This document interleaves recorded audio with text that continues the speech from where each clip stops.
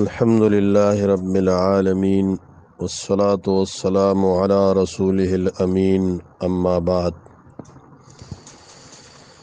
سوال لا دی چې یو ځای کې امام شل رکعاته تراوی کوي او وروستو د هغې نه وتر کوي او دا وتر په دوو قیدو سره کوي،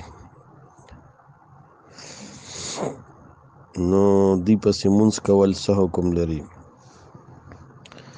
نو نور فرضي مونځ ورپسې کوئ او هر چې دا تراوی دی شل رکعاته، نو دا چرته صحیح حدیث سره نه دي ثابتې او نه د صحابو نه په صحیح سند سره ثابت دي، او د وترو دا کم کیفیت چې دی کم طریقې سره کوي، نو دا کیفیت د وترو هم ثابت نه دی، دی نه منع شوی ده.